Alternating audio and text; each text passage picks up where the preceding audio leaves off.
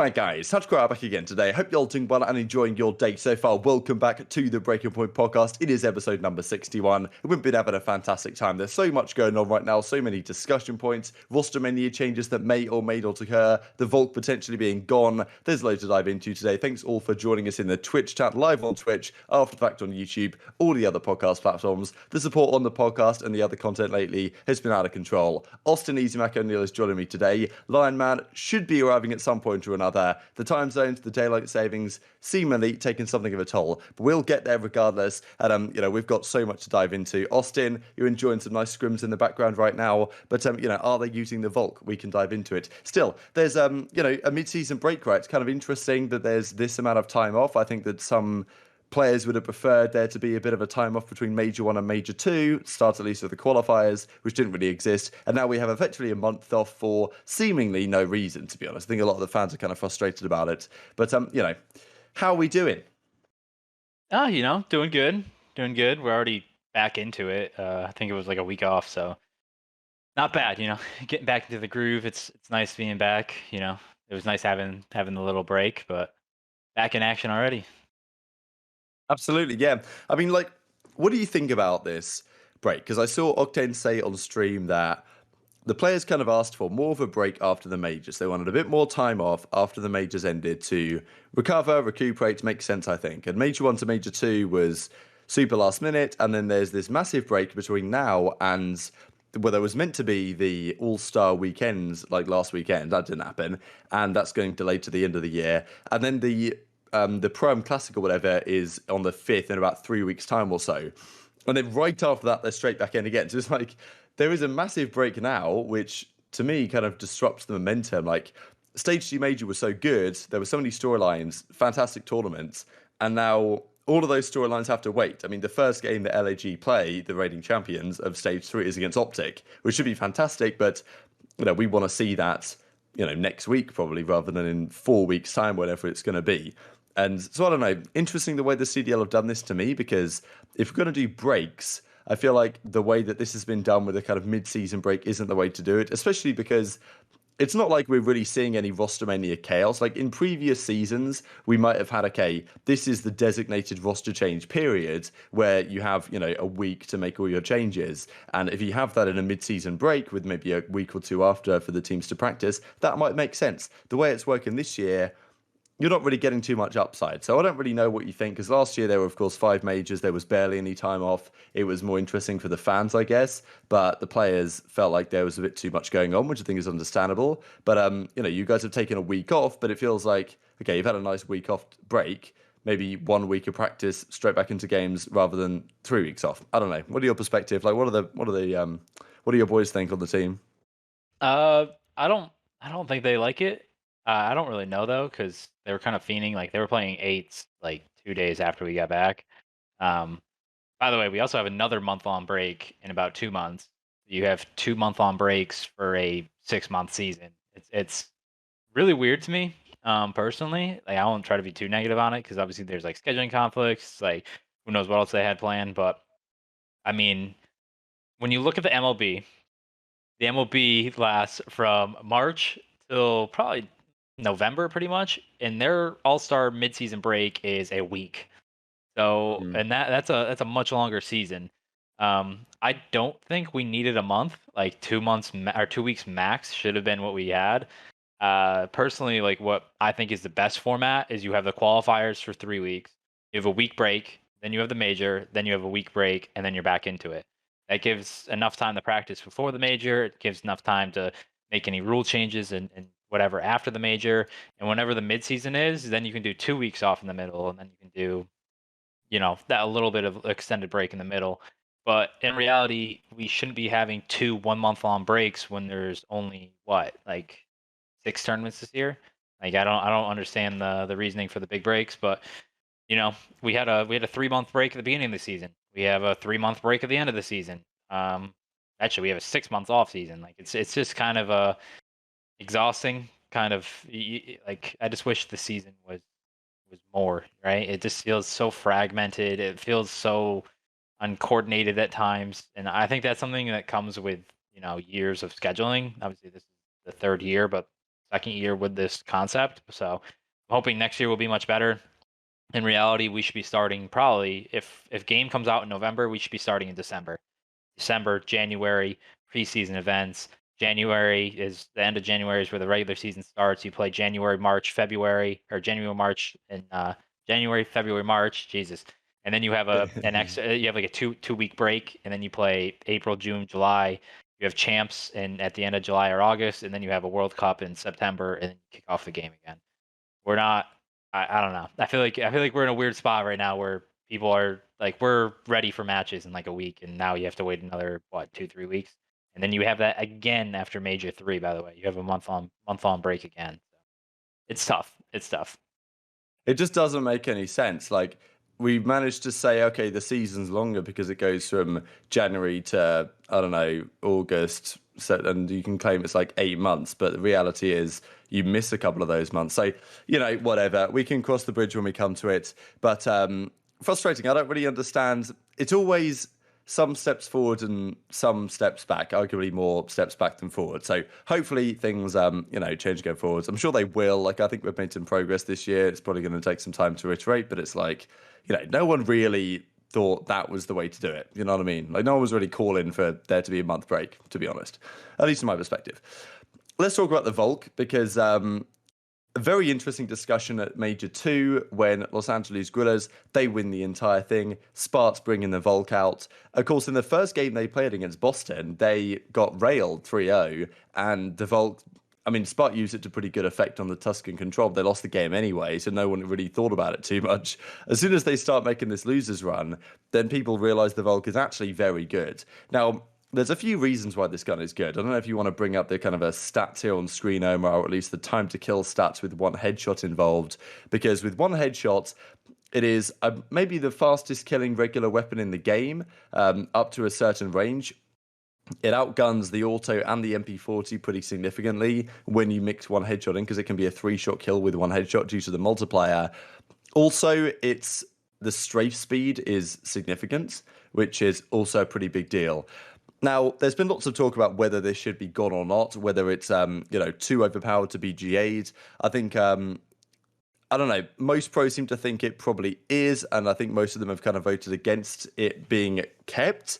However, the fans aren't particularly happy. Los Angeles Guerrillas, I imagine, not particularly happy because Slasher was saying, look, it hasn't really been tested. It's kind of the pros have just decided, well, it must be too strong. And in fairness, my discussion here or my suggestion might be that it's not going to replace the MP40 or the auto. I think it fills a flex role. Maybe it fills that flex role too well, but it's not going to replace the auto on all the gunfights the auto takes. It's certainly not going to replace the MP40. You can't just run 4 Volks and get away with it. Therefore, there's a good argument to say it should stay. At the same time, you can also look at the other perspective. And also, I just wonder whether the way this is done, it's not like it's being exposed, but we saw a similar story when Fort Worth happened and LG won that, and Classic was dominating with the Rampart and playing way above his normal level. And in fairness, the stats here with the Spark with the Volk compared to without the Volk are, pretty telling in the favor of him being very comfortable with that weapon in hands. But it just seems to me that when a team wins an event with a weapon that is new to the meta, that they're integrating well into their playstyle, there's a strong incentive for every other team to just ban it and go back to the way it was before that change happens. And the problem is that LAG have nothing they can do about that if all other 12 teams are going to vote against it, as they have the incentive to. So that really is kind of my frustration about the way this works, is that this seemed almost inevitable when a result like this happens, even if the weapon isn't too strong, even though arguably it is. I don't know. It's a tough one. What do you think, Austin? Of course, some of you guys were talking about how strong the weapon is, but always these GA topics are challenging to say the least. Yeah, I usually stay out of the GA drama now. That's kind of just like whatever happens, happens. I don't really care if it's G8 or not. It is definitely the best gun out of the 3, especially on LAN. Just because it overpowers, like in the majority of the gunfights that you have, the MP5 is only good within the very short range. It's kind of like the Scorpion now for like the range that it has. And then the Volk dominates the majority of the gunfights. Probably around like 75% of the CDL gunfights are going to be controlled by the Volk, and then the automatons at the tail end of it. Um, I don't mind it. The only thing that needs to be addressed, like tuned, this is where I wish we had better tuning, weapon tuning, like faster weapon tuning, is the strafe speed is kind of unfair compared to the other two guns. The other two guns have a lack of strafe speed, and then this one has a great, like crazy strafe speed. You can just pretty much just walk around, aimed in, which I think is that's where the overpowering comes in because it wins the close gunfights and you can strafe around with it, which is really powerful. Um, and then the headshot multiplier. I just wish we could tune both of those to make it more in line with the rest Be of the nice, wouldn't weapons.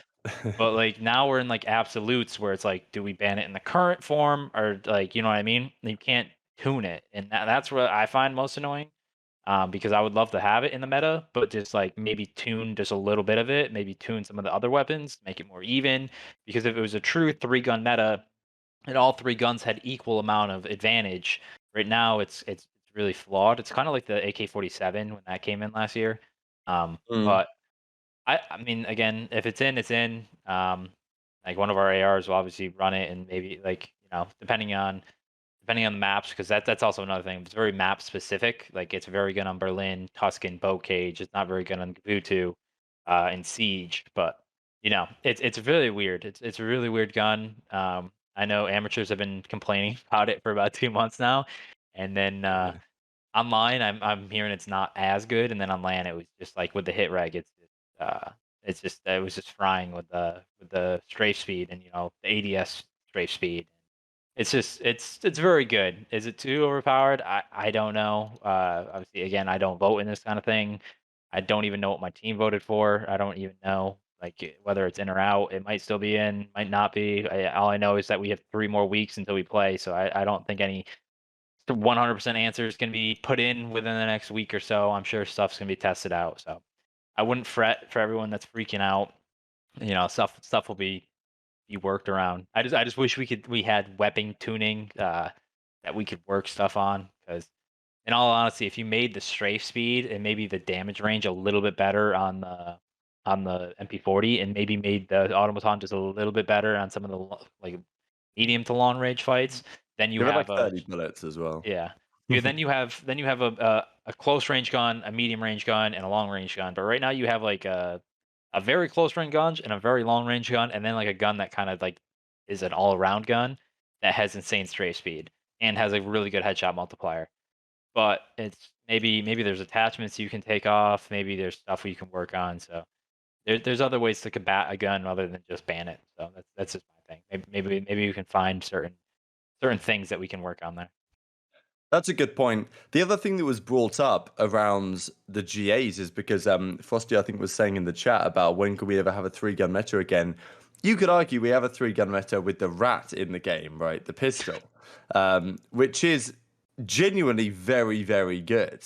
There's no other way to look at it. I see kills with this pistol and I'm mind blown. The thing's not recoiling at all. It's just like a classic Call of Duty pistol, which is maybe is it too strong? Some people would say it is. To me, I feel like the pistol should never really be that strong. It should be a backup. It should be a finishing off weapon. It should be a last resort, rather than I can run around with the sniper and just very confidently bring out, the pistol and just gun down an MP40 at close range. So that's the question: is the RAT too good? And will that ever be under the shopping block as well potentially? Because I don't necessarily want it to be gone just because I think that it allows snipers to be more viable.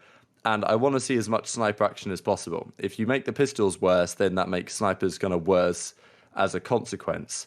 Even though they'd probably still be used to similar amounts. But yeah, I don't know. The RAT to me, it's not, I don't know, comparing it to some of the other pistols from Call of Duty past, like I was literally just running around on Fringe playing Black Ops 3 against bots, like because I thought I'd download it because it was on offer on Steam.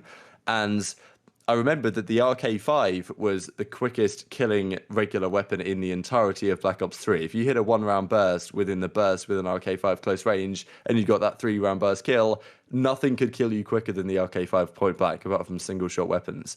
So, did make me think, right, maybe, and in those games and tryout games, generally, the pistols have been very good. So maybe the RAT isn't that strong, but I feel like it's pretty damn good. There has been some talk from, I think, remember Zero said it, and Octane definitely said it, that the RAT's got to go. Yeah, I feel like we're just in the age of Call of Duty now where every game has a absurd pistol. Like again, we had the 1911 last year, which could like two bullet people if it had the right attachments. Yeah, I Like forgot about RK5, that. it's every year there's some OP pistol that makes its way in. It is what it is. Honestly, when we were talking about the sniper possible GA at the beginning of the year, I even said like one of the ways we should nerf the sniper is with attachments and by making the pistol weaker because you basically have a pocket SMG that you can just pull out at any time. You basically have overkill with that gun, um, which takes away the disadvantages of the sniper, right? Like a sniper, you want it to be risk reward. You know, the risk of missing a shot, and then finding yourself in unlike the situation. Now you miss a shot, you just pull out your pocket SMG, and then you're fine, right? You still have a 50-50 chance of winning that gunfight, um, which I think is a little bit backwards. But again, we can't really tune weapons. You can only, play with attachments.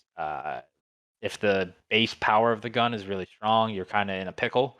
You're where you're at. But you know, maybe like this is the tough thing. Is just you do the trials and you basically have like a week to decide, and then you're pretty much stuck with it, right? And then next year we go about it all again. So we're in a really weird spot where maybe there's some attachments to play around with, and we can focus on that, and then not the gun. Because what other pistol is there? I think the other pistol was banned because there was an attachment I because might you can't reckon see it. it's even better, like the Yeah, 1911.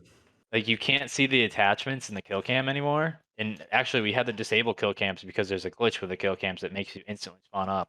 So you can't even see attachments in it, which Fantastic. means yeah, you can't have that pistol in, which is the reason why we're at the rat. So yeah, we're just really in a pickle with that. Yeah, so I mean, you're at the point now where it's just either you just do a knife or you deal with the rat, right? I don't even think there is anything else.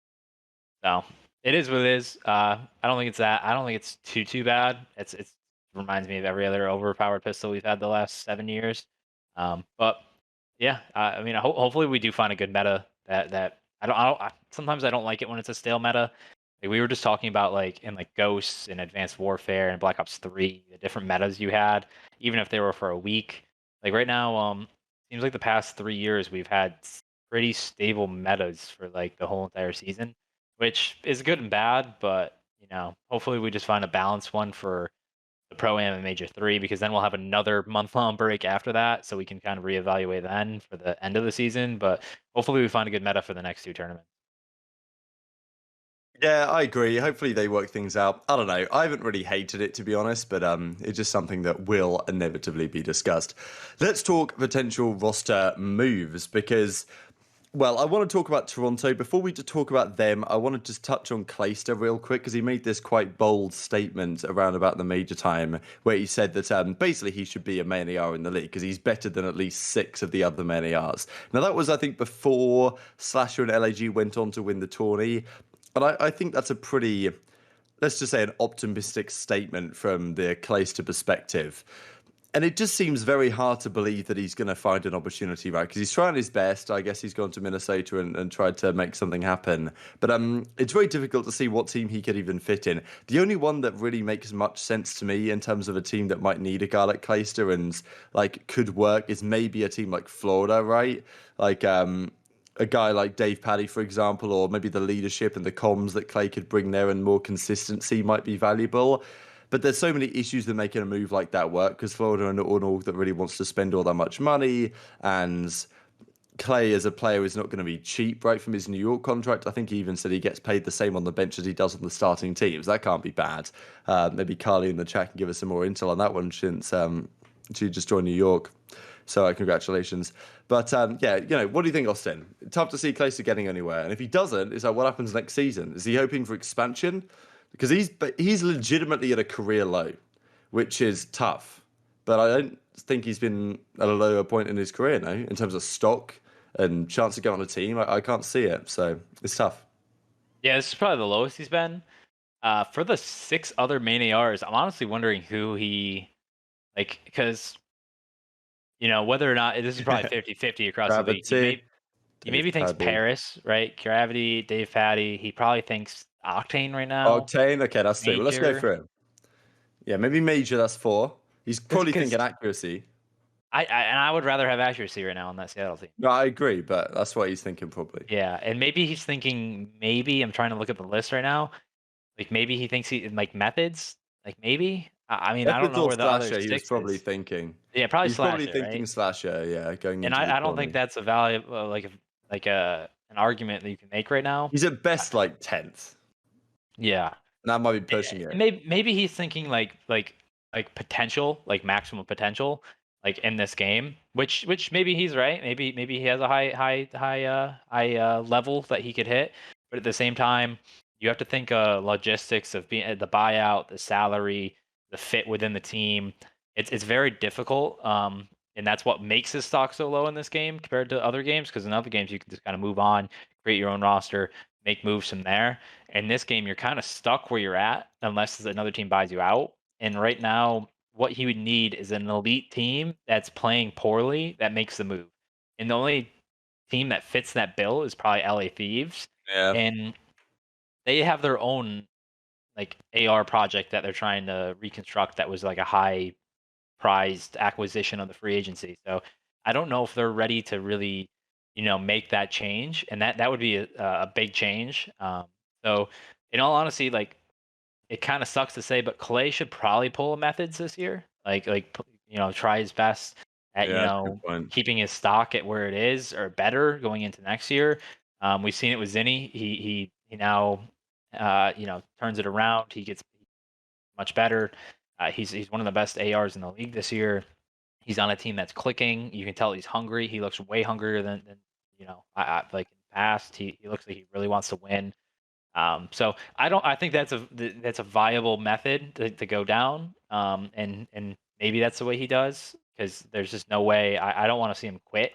Um, he's a big brand, so I'm sure even if there is an expansion, there's gonna be teams interested in him just because they think maybe like this was just a bad year for him. Maybe he can turn it around. Maybe this was, he's a big brand, so we can build off of that. So yeah, I think we're getting to the point where expansion's probably becoming more and more likely as we go.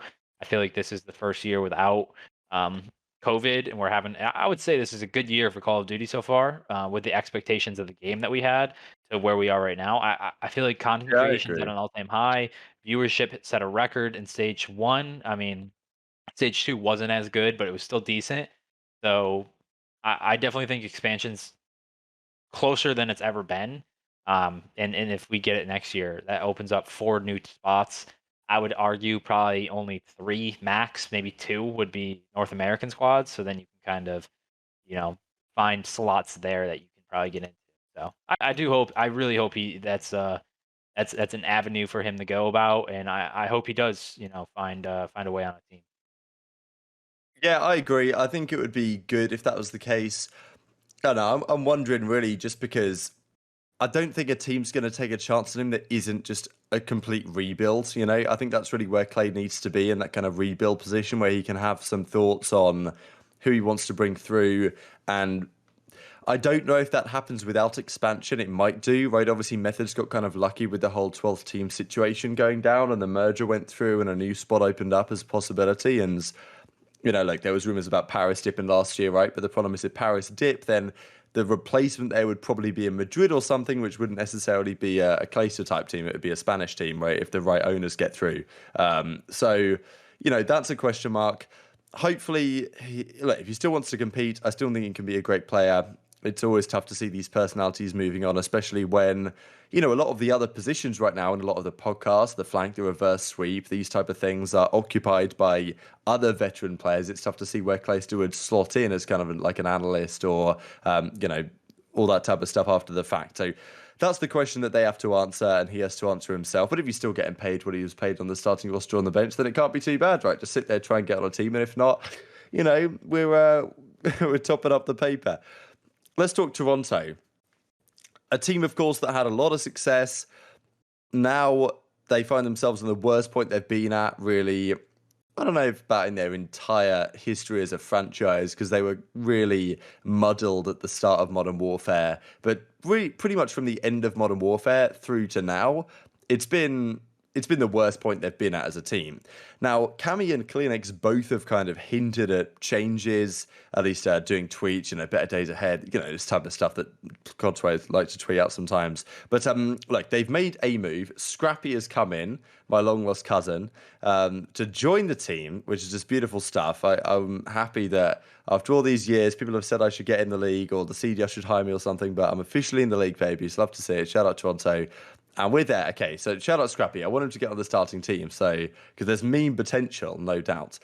So Scrappy's in. Well, he's on as a sub alongside Hixie.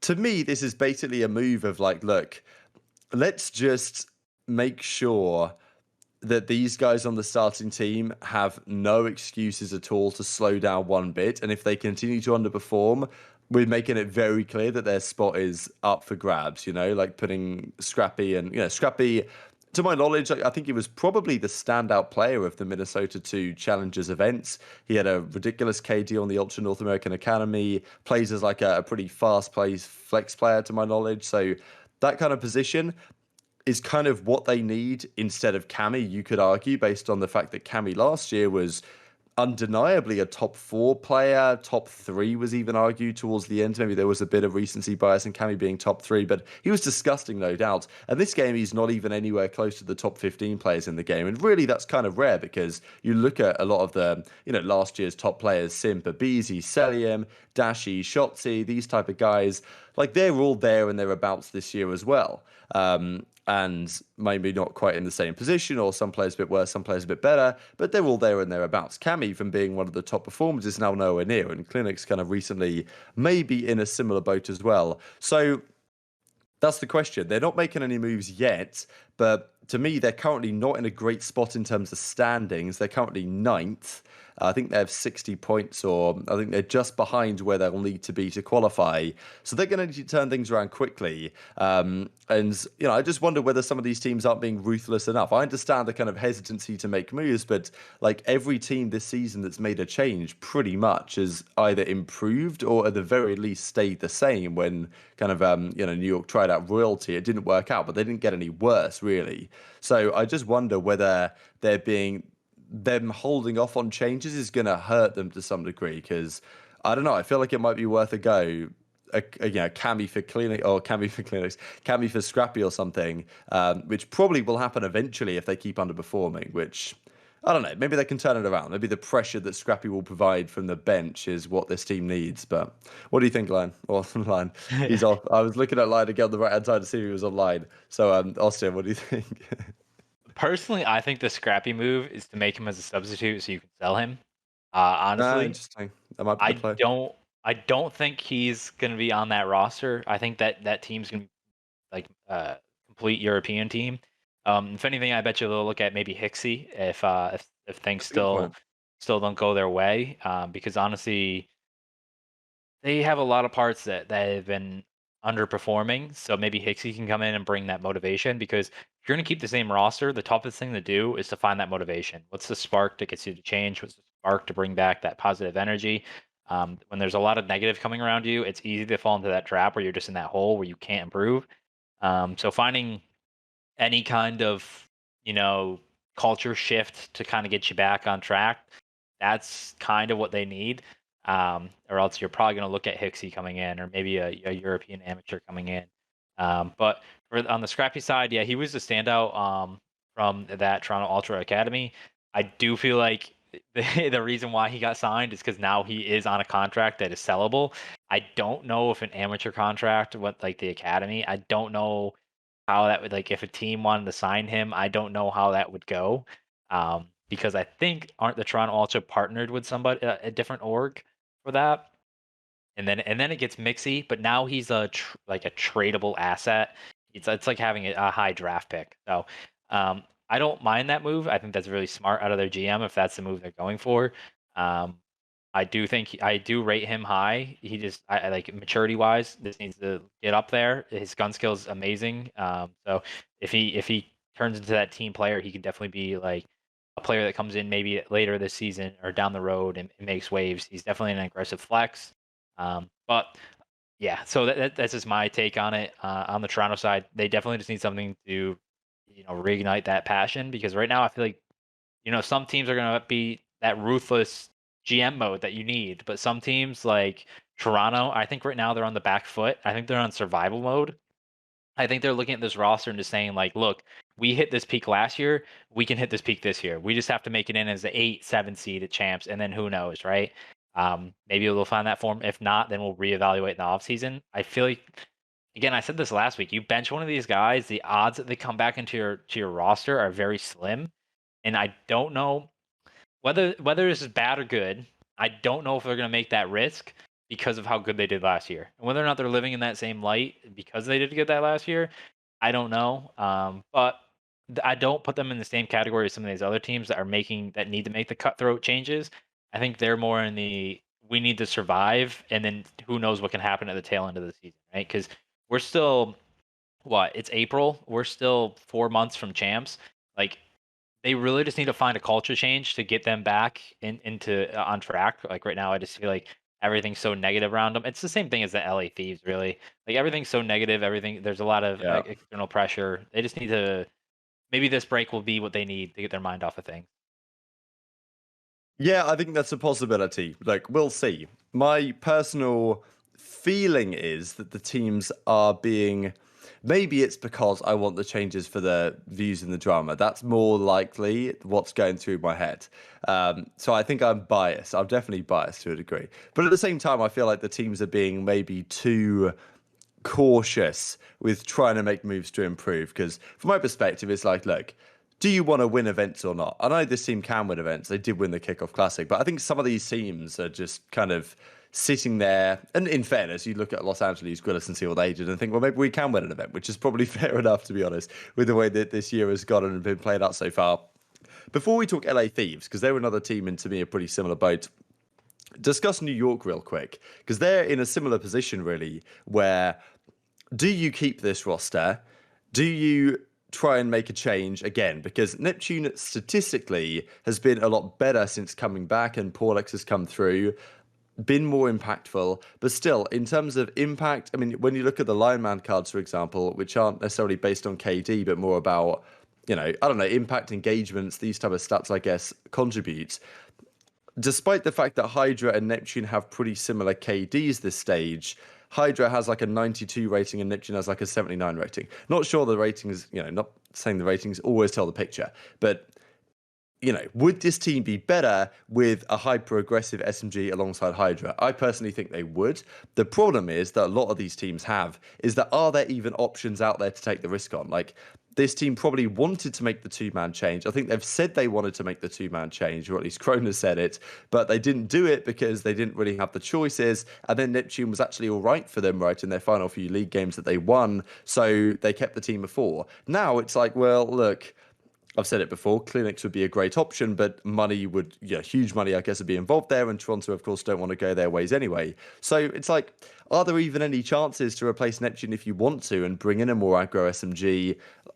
Is there chances in challenges? There are probably some players you could look at. I mean, like, Johnny was a guy that was touted as a potential even when they were considering royalty, but and that didn't work out for them, and you thought royalty would have been quite good for them, right? So it's a strange situation with them, but the problem is that they're still 11th in the league. They have like 40 points. Like, we're halfway through the season in terms of champs qualification, and they have 40 points on the board, which is going to be nowhere near enough. They're like 4 in 9 map counts.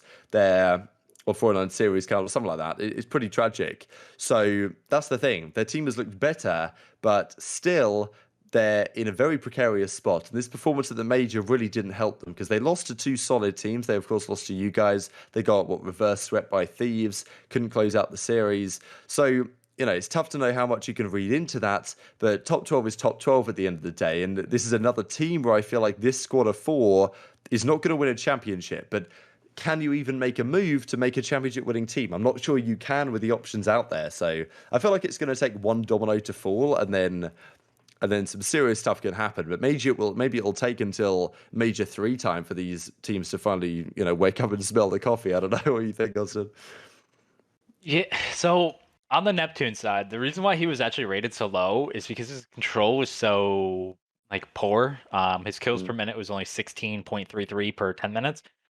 And his damage was 17 or 1,766 per 10 minutes, which is very low on both fronts. Obviously, that New York team was not a good control team, which fed into that, but that was the major difference. Um, I actually thought he played better in his second time on the roster. I think he's actually a good trade candidate to find a different home, to be in a different environment. I don't think he's one of those guys that are going to be sitting on the bench, just because he's a risk reward, right? You plug him in, he's highly aggressive. You never know how he's going to click within your roster. I don't think with this SMG duo with this team, I don't think that's suiting him to his fullest ability. So I think plugging him into a different roster could work. Like who knows? Maybe Minnesota will look at that. Maybe there's a bunch of other teams. If this New York team does go through a change again, so whether or not they find somebody to plug into that is another question. Looking at the NA stats from the elite, obviously Havoc would be a good one. Kismet would be a good one, but neither of them are really options in this scenario. Johnny didn't have as great of a second stage, but he still did good. I still rate him really high personally, even though there has been some yellow flags, you could say, on some of the character issues, but I feel like you get that a lot in the amateur side. You just have to need a good leadership, a good strong coaching ability to kind of mold them into being, not only good players but good teammates. That's a second part of the equation. Um, Other than that, I mean, there's some like more unknown players like Cryptic, like Noisy. There's some guys, there's veterans that have been, that could be shuffled around. Maybe like a Priesta, who I think should be a main SMG. I think personally he needs a change of scenery to find some of that form that he used to have. I don't think he should be someone that kind of like disappears into the challenger scene. I feel like he can definitely do damage on a different roster, kind of the same way as Neptune. That's why I've actually suggested that a Priesta for Neptune trade can kind of be good for both teams. It reinvigorates. It takes a risk going into to this next set, and both those players definitely need, or I would say Priesta mainly, but maybe some of those guys need a change of scenery to reach their potential again. So that's just my thoughts on it. You're probably going to see some roster thoughts, roster rumors start creeping up. But as I saw in the chat, as Sally said, letting Asim go was letting Asim and Mac go was the biggest mistake New York ever made. I still can't believe they did that. You have two of the most selfless guys who, arguably are the two best players on their teams right now. Honestly, those guys should have been the two core people and then build off of that. Obviously, they went a different way. I think they're probably looking back at that and kind of regretting how that offseason went. Maybe they're not. Maybe they're looking ahead. But yeah, that's just my thoughts on it all. But also, I gotta say, this is probably Crim's like best game he's had in a while. Like I think he looks really good. He looks really good. Yeah.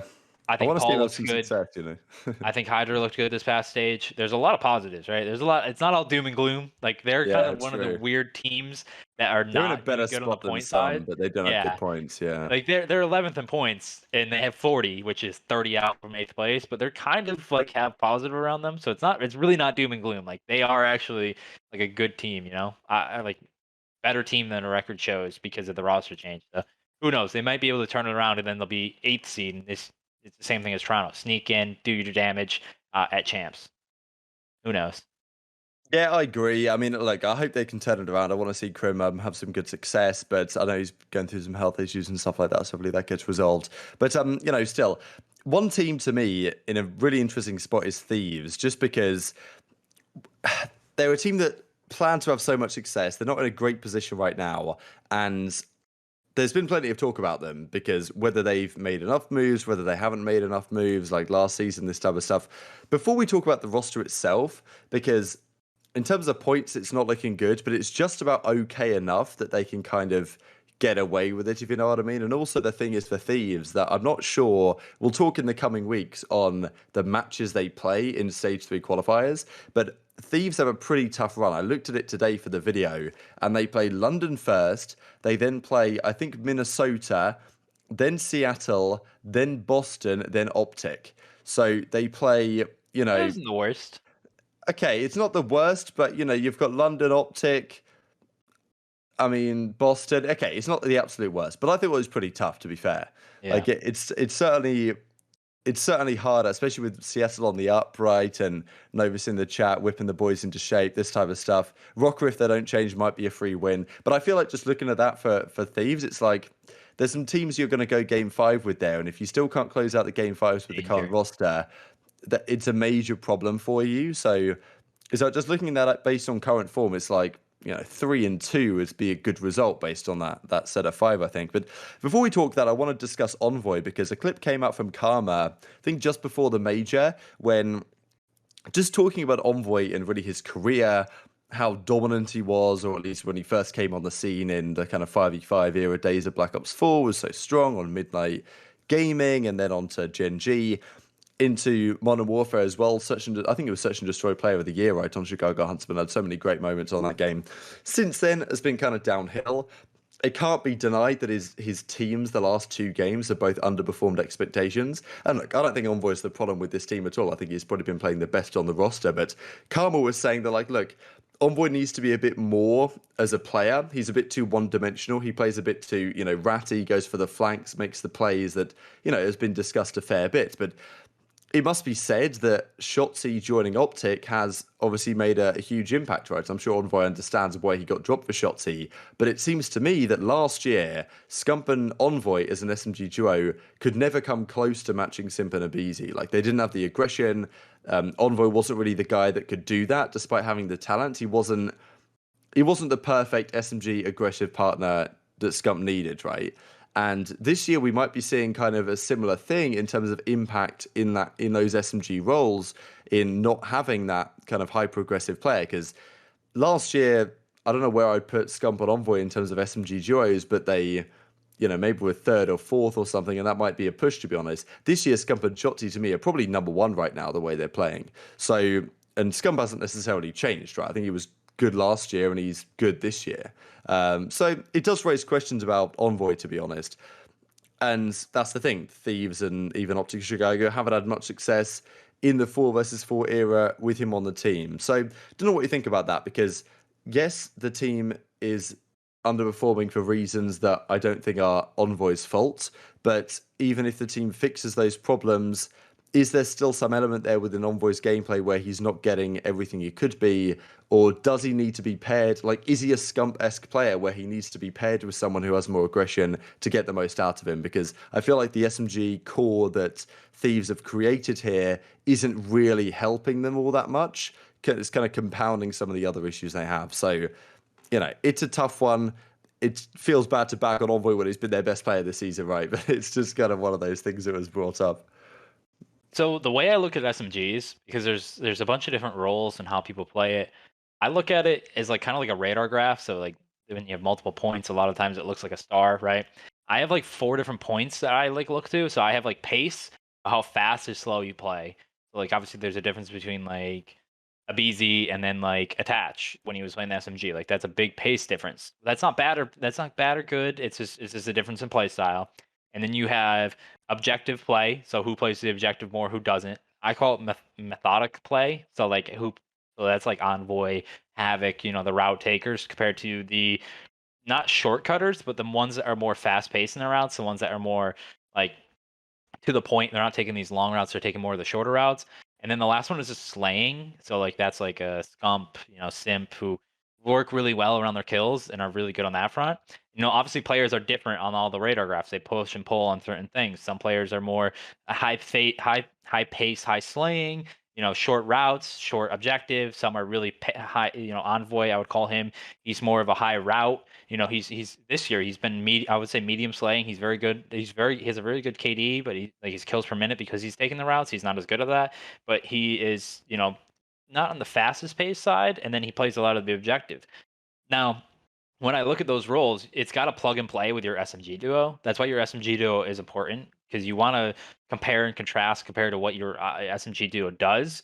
And then when you also, what people kind of forget about, you also have to look at your ARs, right? You can't just be looking at your SMG duo and then just expect your SMGs to be play perfect with whatever ARs you do, right? So you need to look at how every piece of the puzzle fits in. Because if it doesn't, if you're just going to start throwing puzzle pieces together, the complete puzzle you have in the season is going to look like shit. So you got to like play off of that, right? And that kind of sounds like crazy when I just listen to myself talk about that, but like that's how I look at it. And sometimes I think Envoy, the way he plays, the way his radar craft looks, it's hard to plug into teams. But when he finds like a good puzzle to fit into, it clicks so damn well. Like that Gen G team, it like plugged in perfect. And like that was like a team that worked perfect for him. And at spurts, there was spurts with Prestini that Chicago team looked great. And with that gunless team, they looked great.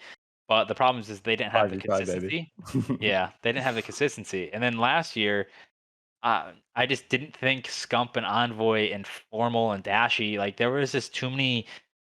It's a weird team looking at it, It was isn't it, just a really? weird. This not a lot of cohesion on all fronts. So that's where it was weird. And then this year, you're kind of having the same. Like I don't know. It just seems like sometimes the objective of the team isn't on the same page, and that's why you get some of the differences in opinion.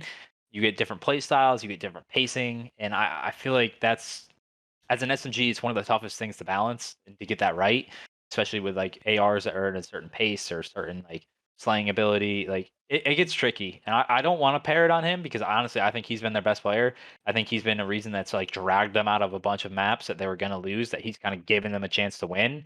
Um, it's tough. I almost feel like sometimes players are over like too selfless and they give up too much and they think about all the other three guys too much, and sometimes they need to think about themselves, or like other people on the team need to conform to them. I think maybe that's what you need to see a little bit more. It's almost impossible to like talk about Thieves without being in their camp because you really just don't know what's going inside of it. Like maybe they've tried that, maybe they haven't. You don't really know. Maybe there's communication issues, maybe it's deeper.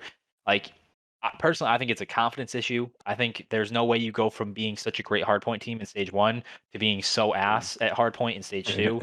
It's like I really think it was a confidence issue from the two reverse sweeps they had, and then a lack of wins in the group stage.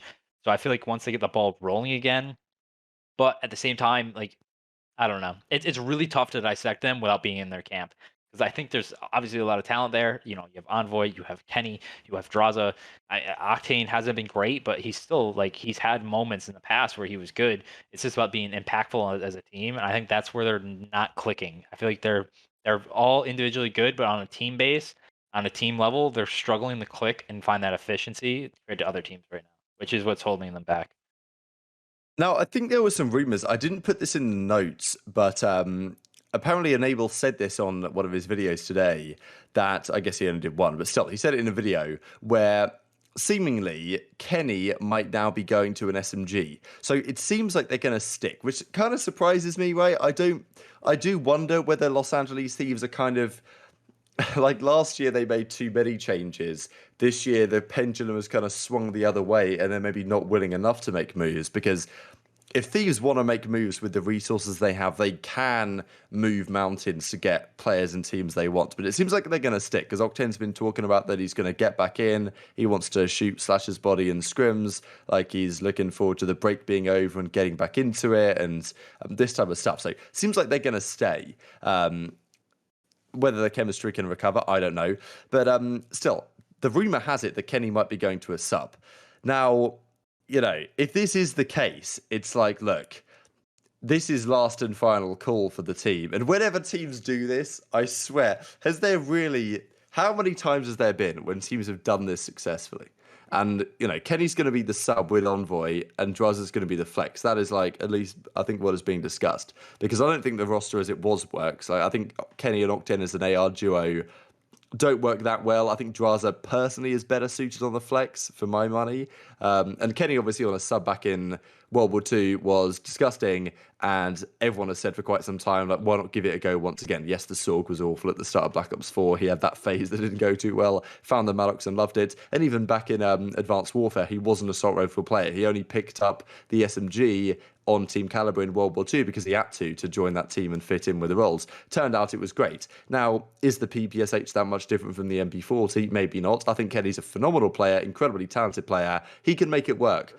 Whether he can make it work as well as he needs to make it work, that's another question, because if this actually is the case, I think this is only delaying the inevitable with the team. I just can't see... I mean, we've just talked about the issues that Envoy has. in that maybe he's not aggressive enough or whatever. And we're now expecting Kenny to be like the most hyper aggressive player on the entire roster with the SMG. Maybe he can do it, but I'm honestly not sold. And I feel like if Thieves are thinking internally, give this a go, and it doesn't work out, then it's like you really are chalked. And they only got 70 points. So I don't know what you think about that. It's kind of like one of these last dish attempts. Do you know an example of when a role change has actually worked and the team has just become like great and dominant, or because for my money, these role changes happen, the team might improve briefly, then they fall off and have to make a change anyway. I don't know. Yeah, I honestly don't know. Was there some last year with like Rocker? Did they do anything last year with with roles? I don't I don't know think if they so, because in did, the to be end they honest. ended it with No, major. They ended with major it's and just major and testing accuracy. The on swaps they ARs. did, yeah, Um, I was trying to think yeah, E United and Black Ops 4. Pristini was on a sub, but then when they took Cap out, Pristini went to the Maddox and Simp came in. But that's like that's a change, not really. yeah. Not like a role change has worked. So Yeah, it's I mean, Rocker did experiment with role changes, but in the end, it still ended up being Preston and Mike on the R. So it's actually really tough. I don't yeah, I was know. thinking maybe Rocker last year because I think they did switch some things and maybe they won the major. But yeah, I guess Kenny and Black Ops, but even the Kenny thing in Black Ops 4 is a bit strange He was just because never like like a sub though. He really wasn't. yeah, like they moved. It was like for like a week they like tried him, and then he said he was uncomfortable, and then he went right back to the Maddox. Yeah, and it Um, was also like they didn't improve because Kenny went to the Maddox. They improved because the Pharaoh yeah, Priester and Preston. Crowd, I think, coming in and like completely fixing the team dynamic and roles and everything. Like I don't think it was necessarily the Kenny role change that made it happen. Um, so yeah, I don't know if this has ever worked. And also, usually the way these role changes work, Minnesota have tried it, where accuracy, or not accuracy, attach going to an assault rifle. I always feel like it's much easier to take kind of an SMG faster player and make them play slower than the other way around. The other way around is tough. To get into the mindset of playing super fast pace as an SMG, trying to, harness your inner Abizi when Kenny's been effectively a main AR for the last few years, is like, that is a challenge. So fair play for them giving it a go, but I can't see it working personally.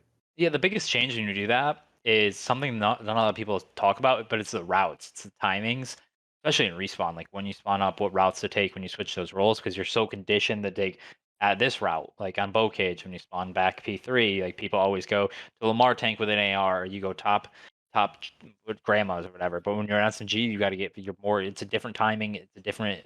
Like you got to expect where opponents are going to be, and obviously that changes a lot when you go from AR to SMG. When you go from SMG to AR, you can kind of slow the game down. Um, Personally, like I think Kenny is amazing. Like the only thing I don't like about Kenny is his YYing, because I think that gets him killed way too often. Oh yeah, it's Um, even worse if you're an SMG probably. it's so worse. I think it's worse in this game right now because he's just getting like the how low the TTK is. Like when you're YYing, if you like in Black Ops 4, if you got caught YYing, the health was so high. Even in Cold War, you can kind of outgun yourself out of that Probably get away with situation. it if you have a disgusting shot like Now, Kenny. right now, you just get it like puts you in a pit for like no reason.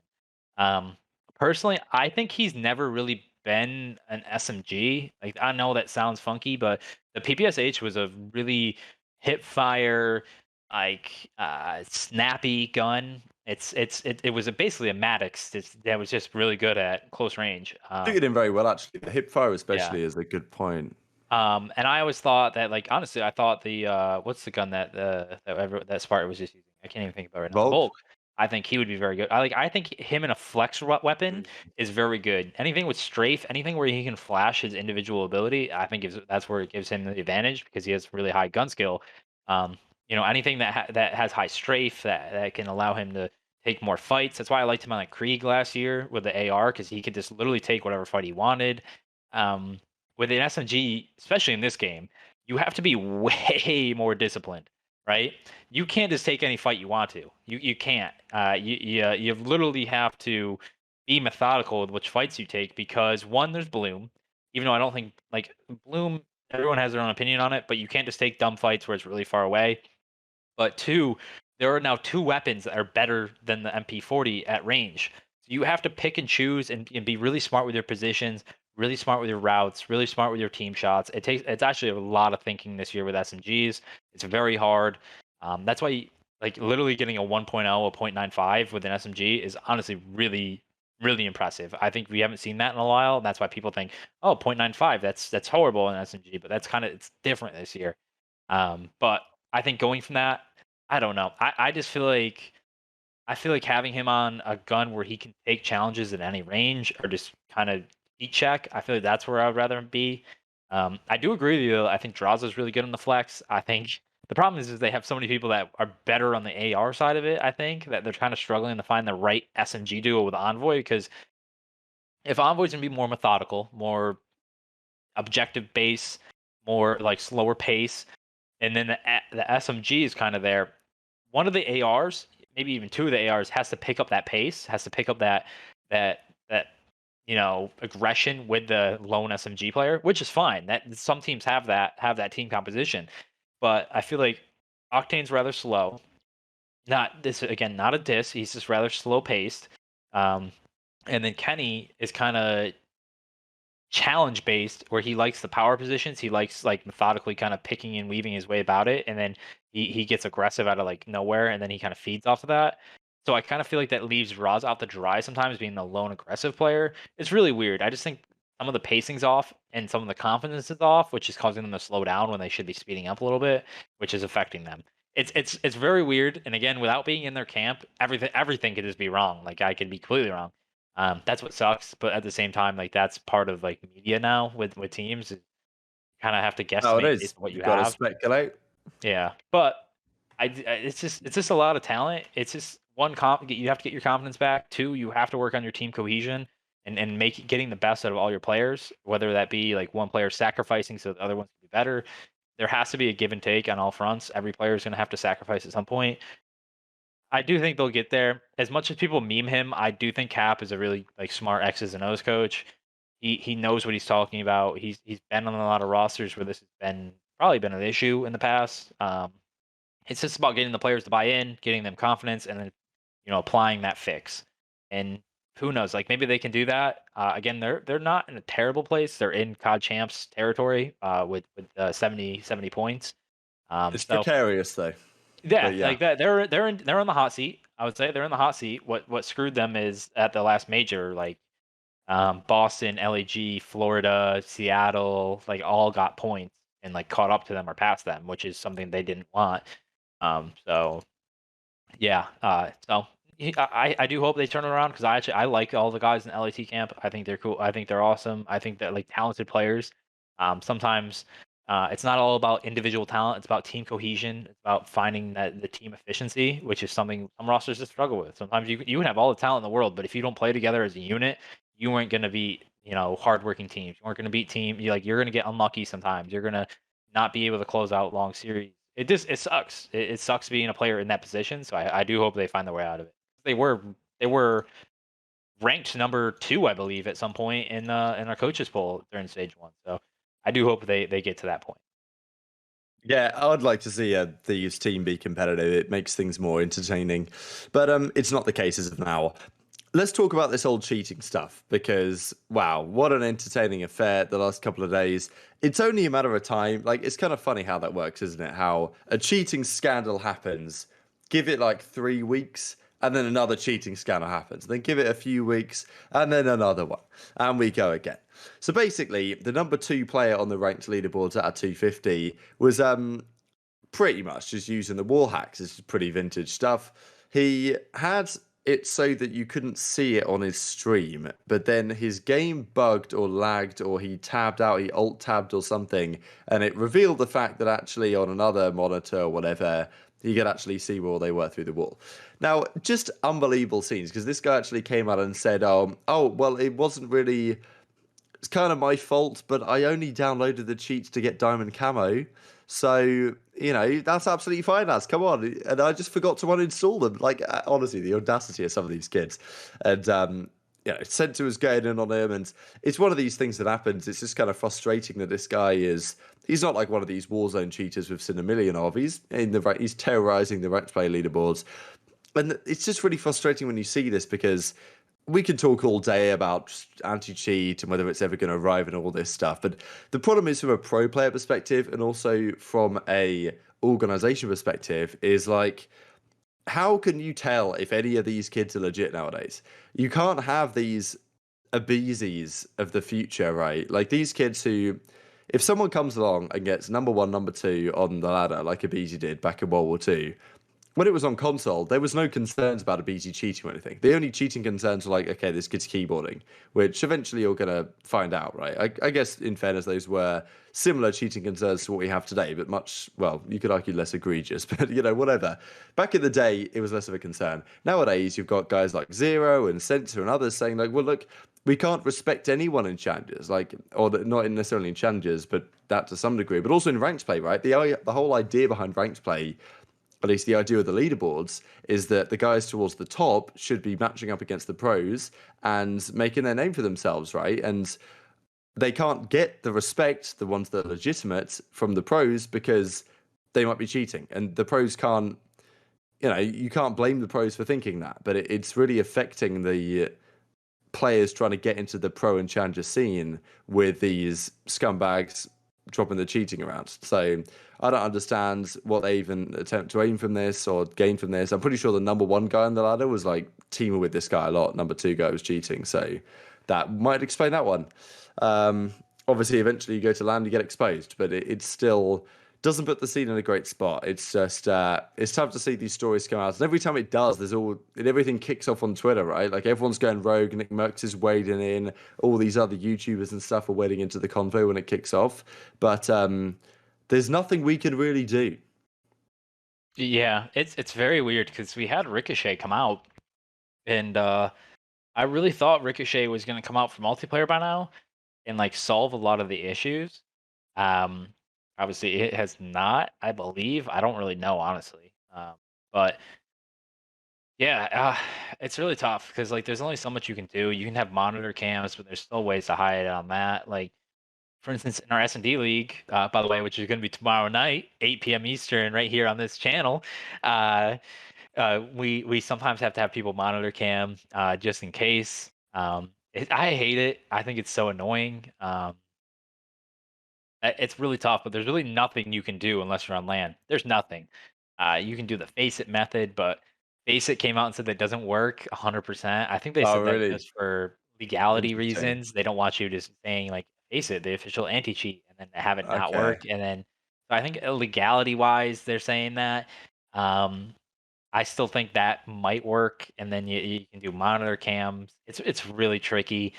Quite honestly, like we just really need Ricochet to be in. I don't understand why it's not. I have a gut feeling we're not going to see it either until next game, which is very unfortunate. So, it is what it is. These people are super scummy, but in reality, what you're probably gonna see is that well, that should be funny to kind of see if Ricochet does come in next year for the next game.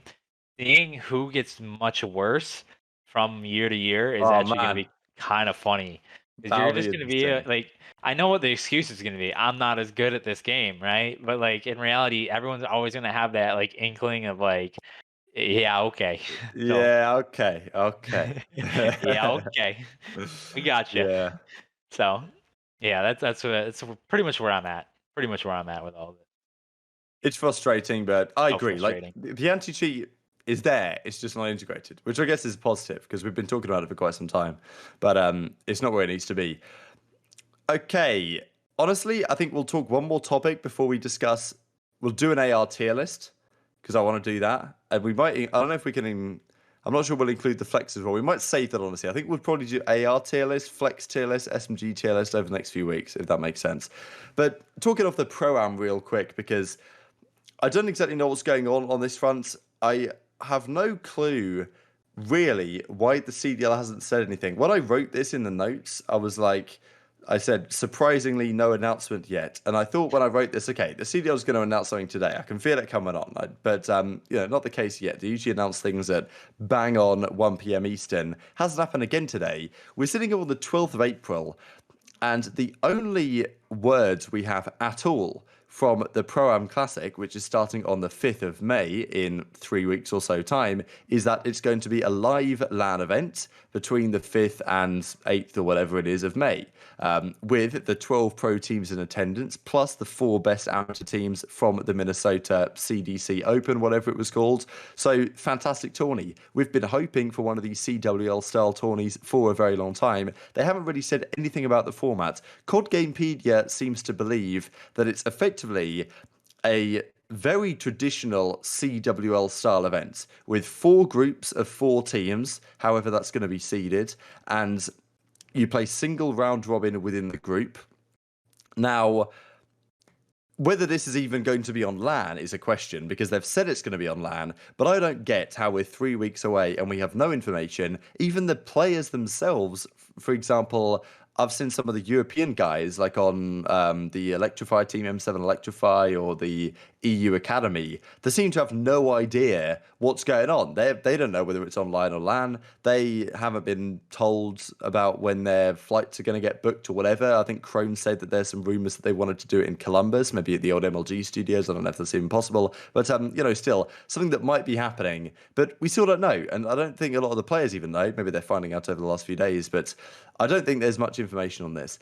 The other part of things is that supposedly the way these groups are going to work into the brackets is not the way we would like them to work, but rather that the groups conclude in a very similar way to what they used to do at the World Championships, where only the top 2 teams progress and the bottom 2 just go home immediately. The way the old school CW events used to run is that you played your group with, actually it was 5 teams back in the day. It was 4 pro teams plus 1 team from the open bracket. You played single round robin, and if you came 5th in your group, I think you would go to the first round of losers. If you came 4th in your group, you would go to like the second round of losers, this type of stuff. So you were at least still alive if you lost your group, whereas seemingly the way it's going to go is only the 8 teams that make it through the 4 groups get through.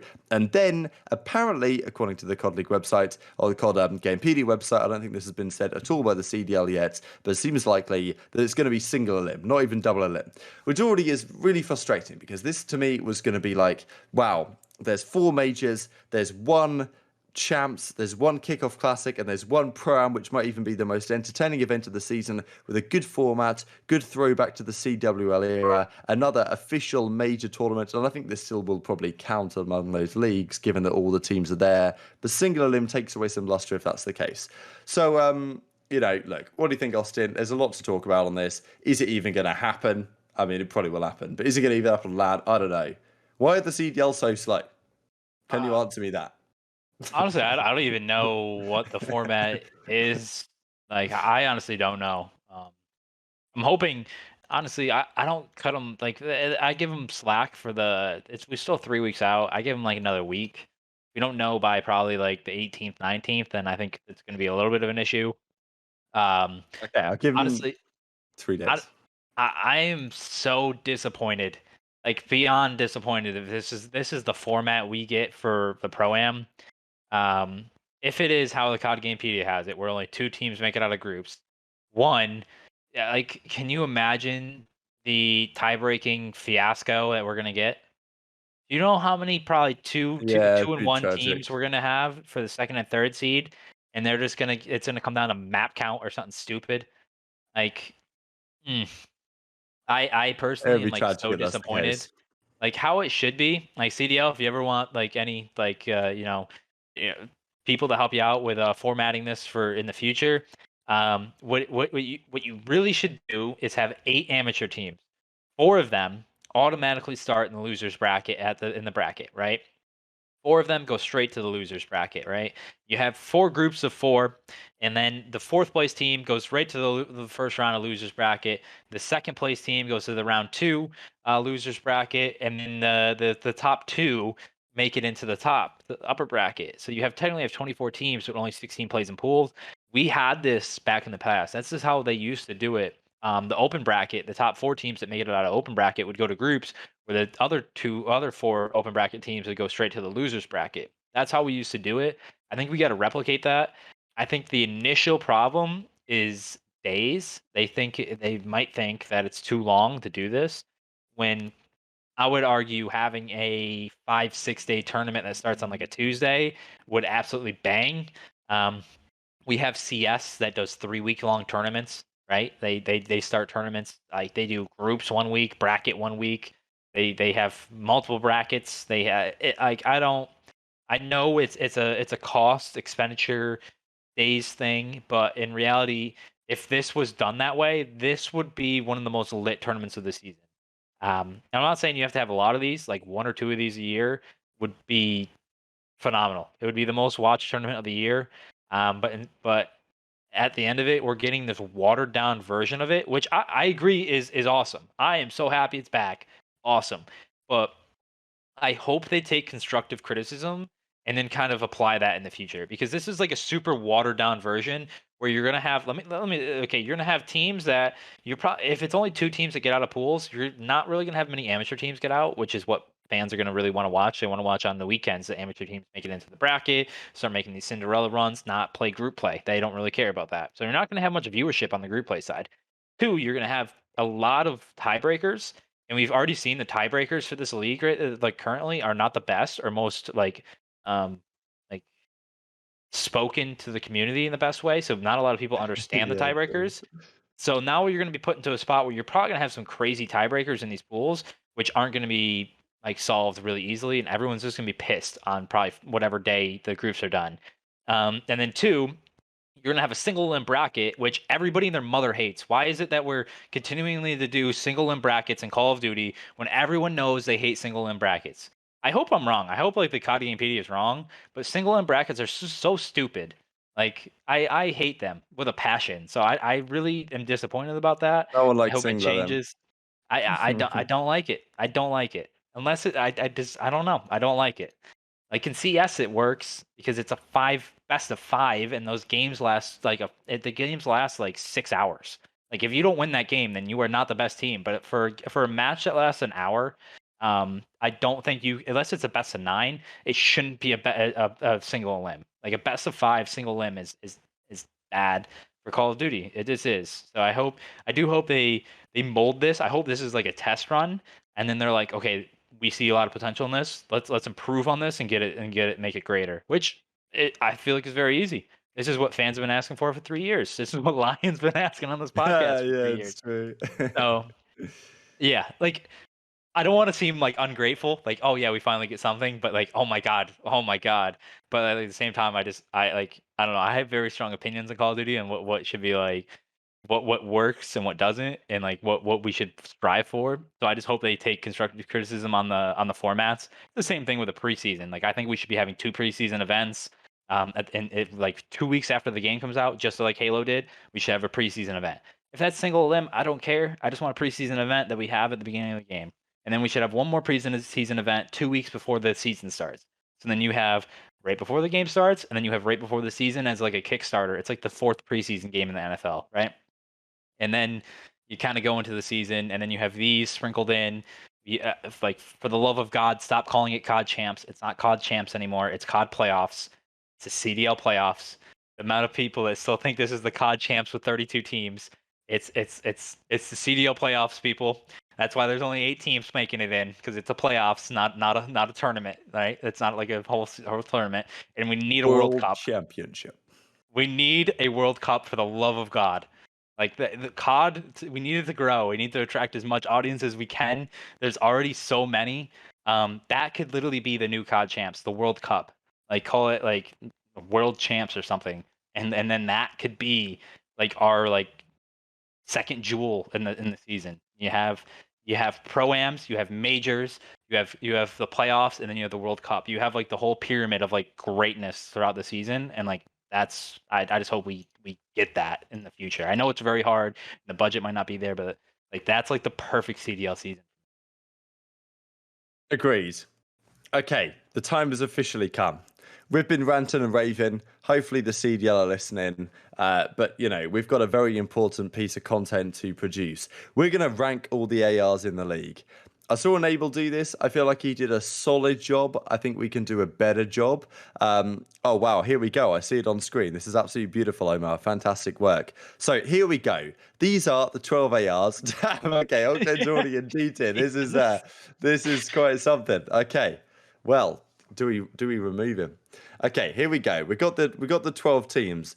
If you guys in chat have thoughts, or 12 players from the 12 teams, if you guys have any thoughts, let us know. Though man just woke up on his alarm, and I think by the time he gets ready to go, it's going to be chalked. I think his alarm decided not to bother Limbo, so that's just how it is. But he'll be back next week. You know how it goes. Let's where do you want to start, Austin? Because we start from the top if we want, and just chuck Dashi and S. I think that's kind of undisputed. But what are you thinking? Does Octane deserve D? We can work it out as we go along, probably. Yeah, we'll do a run through, and then we'll go through one last time to see if anyone moves up or down. I guess we can start with Dashi. I think Dashi's S. I think he's been really good this year. I think honestly this is the best Dashi's ever been. I thought like sometimes again with the rolls and pacing, sometimes while he might have gotten a lot individually on the team level, he might not have gotten it. And like this year, I think they're finding a good balance of that, and they're getting the most out of him, and they're getting the most out of like the team, and it's working out perfect. So that's why I have him in S. He's been one of the like superstar players of the season so far. Yeah, I feel like there's not much more I need to add there. The question is, do we have anyone else in the S tier? Because because we're not including flexes in this, so we've kind of got Celium's the flex, right? Arceus is the main. Look, I don't know if I have anyone on the same level as Dashi right now. I don't think anyone is on the same level as Dashi. You can look at Method's stats, but Methods is a weird one to me, right? I don't know what I think about Methods kind of as I don't know where this team's going to go from here because Methods is unreal this stage. Don't get me wrong. He played great. He has like a 1.3 across like all game modes, just absurd numbers. Whether that can continue, I don't know. And I think he had some impact, but like, I don't know. I was doing my top 10 list for Crone's kind of MVP rankings today, and I couldn't quite find him in the top 10 list. I wanted to put him there at 10th, but somehow I still feel like in some big games, like against FaZe, he goes missing a bit, and I don't think he's done enough to deserve S. That might be a bit of a hot take, but to me, I don't think he's there. I think Dashi's standing on his own on S tier, and I think A tier goes something like Arceus, I think, is in A. I think he's been great lately for FaZe, and I generally count results relatively highly and stuff like this. Like, if you might be a good player, but if you're not having results, I don't really care. So I think that Arceus deserves a spot there. I don't think Zero should be moving too far down because yes, they had a poor major two, as in fairness did, I guess, Dashi on that side. But Zero was probably their best player throughout the entirety of stage two. And one poor result to me doesn't take him out of the A tier because I think he's been in certainly top 3 assault rifles in the game conversation recently. So my A tier probably looks like, I'm not actually sure of the order, but something like Arceus, Zero, and maybe I put Methods in there as well. I don't know if anyone else has done enough to deserve that spot. We'll talk Slasher in a second maybe, but I'm not sure he's done enough over the course of the season. But, Yeah, I think it's really top heavy this year in the ARs. Like, I feel like a lot of them have been actually doing like their roles really well. I think more on the flex side, we haven't seen as much like flex dominance as we've seen in like ARs. And again, I actually hate like the main AR and flex argument because not a lot of players actually flex. It's really weird. We've kind of just adopted those role names, and then we're kind of where we are. Personally, I think A tier. I mean, obviously, I'm gonna argue with Arceus and S just because I know what he brings, but I understand like that's not everyone's gonna chat say on this one. But yeah, yeah. I get it. So like I understand like the A realistically, I could have Alec, Zinni. I do think Zinni's been really well. I think he's been the leader for this team, and I put a lot of value in that. I've heard and I've seen, and I honestly I'm really buying into his energy this year.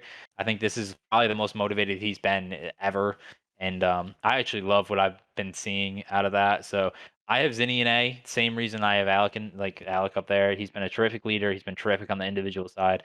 I think he's been a real reason why the other 3 on that team have been performing well. And then I also have I mean so I feel like Trey and Austin both could be an A. Like I don't hate either one of them an A. Again, like I feel like it's really top heavy this year where we have like a solid top 6 of like ARs that are just really good. I don't know. I don't know how you feel about that. I feel like literally we could have like 5 in A, which Yeah, I sounds kind so of weird. agree, but I think we should go for just 3 and A. My personal perspective is I think we probably have to give. Do we have to give methods a slight precedent over zero for now? Probably do, based on placings and performances. Tough to say for me, but okay, let's give Zinni, put him behind Arcees in A, Omar, and put zero after that. Because I think that Slasher, I'm a massive Slasher fan, don't get me wrong, but I think that putting him A is maybe a slight bit of recency bias just because he hasn't really been. He was pretty bad Major 1, and then he turned it around to like a 1.0 and was great in Major 2 over the whole of it. But I feel like over the course of the season as a whole, I'm not sure Slasher deserves A yet. I need to see a little bit more from him. Yeah, But I could see that. Like consistency wise, he did struggle in stage 1. I just put a lot like again, he had a very good turnaround. I wouldn't hate seeing him in A. I think he's been a real strong reason why that team did really well. I think he fits really well with Asim's energy. Like Asim's like fucking passion probably brings out the most in Austin, which is really good. So either way, I'll leave it to you to be the tiebreaker on that. I think he could fit either at the the right classic after line. Dre or at the top of B. So I think our list will be more even if he's at the top of B. So I think that's where we should put him. okay. Um, This is when I think it gets tricky, though. Damn, Clay's in there as well. He's made an appearance. I'd love to see it. So, what do we even do next? Because I have quite a hard time differentiating between quite a few of these. I think that accuracy. Clay's making the slow disappearance. I think accuracy. After, let's say I'm putting Slasher B. I think accuracy might also deserve B, and I feel like Crim also should be in that tier as well. Um, just on what they've kind of brought to their squads. I think accuracy so far this year has been very impactful and has been critical to the success that they have had. I know you're a big fan of it. Yeah, this is Um, like the IGL tier, honestly. This is like yeah, Austin Lamar, and Crim. I feel like B kind of feels like a slight to them. This sounds like you know B's like middle of the pack, but honestly, like again, I feel like it's been really top heavy. I feel like the B tier is like really like B plus. Like I feel like all these guys are really good. I feel like Crim's been playing really good. Lamar has been like like accuracy. I'll start saying their names. I'm so bad at that. Accuracy has been a lot better than people say. There's been a lot of times where he's actually kept up with Civ. He's kept up with the rest of the team. He's been that leader. He's very important to this team's future success and what they've done so far. I am a big proponent of like I value his leadership really highly. So that's why I have him there because he's actually played very well, pretty well at an individual level. Crim at the same point. He's been one of the shining lights of that New York team. So the only thing I would argue is honestly, I think Dave Patty should be in B as well. I know we wanted to do 3, but that might be fair. That might be fair. I I think feel I like can give you that. he's actually like consistently got better. At first I wasn't like I didn't see anything too crazy. And then I was just he's consistently just like got better and better as the season went along, and I actually feel like he's a very consistent force for that LA, that like Florida, so they don't really have to worry about him. He's just doing his job. He's not crazy good. He's not bad. He's just doing his job, and then that allows his star players to make the difference in the game. Which I think that's B tier for right now. I feel like he's been consistent with that. I like that in terms of, and I like it because it throws a little bit of a twist that some people might not go for. But I think it's fair actually because Dave Paddy statistically has been, I think he has like a 1.07 or something. Like in terms of numbers, he's doing pretty well. We know what he brings in terms of comms. What do you think in terms of order here? Because I agree. I think it goes slasher, accuracy, the GA enforcers, and I'm semi tempted to put Crim above Dave Paddy, but then again, Yeah. in terms of results this season, I guess it's the other way around. To me, I think Crim is just behind the other guys, and then Dave Paddy just getting out of the C tier. Yeah. Because I think Crim's stats don't necessarily do his performances justice this year, and I think it could almost be the other way around for Dave Paddy, because people call him Stat Paddy, right? And he'll have to break that reputation. But I think I agree. I think he's been on a good upward trajectory, and the performance at the major was largely down to him showing up because it wasn't really the Skies or the Awakening or the Vivid show, to be honest. Like a lot of it was just consistent good performances from Dave, which was impressive. So we've got 4 more players to choose, and Clay's going back to the picture, maybe. Well, Clay's got to be in D tier with Octane, but what do we think Austin wants to do here? Because I know you're a big fan of Gravity, but like in terms of what he's done for Paris and results, I can't see. There's a D tier for a reason. That's all I'm going to say. Yeah. But where the other guys Honestly, go, I don't know. the next player I would have is Major. I Well, agree Major, with that. I think I don't know he, about Insight though, but maybe Major. I think I don't know. Major is It's after tough between the Patty, two to me. just because Major has been such a difference maker in S&D now for so long. Yeah, that's the only reason why he's even considered in the C tier to me. Yeah, like I don't know. I feel like he's done well, like across the board. Like even at the major, they only played one map. He had a 1.5, but during the whole stage, he finished with 1.01 on a team that struggled. He had a positive KD in most modes. He had a 1.09 in control. He plays like I feel like he's doing his job, and he's doing good enough in a team that seems pretty broken role wise. That might be a little bit flustered on that end. So I would put him at the front of that. I don't mind, like once we get down here, it gets kind of mixy. But I personally have Makes sense. Major there.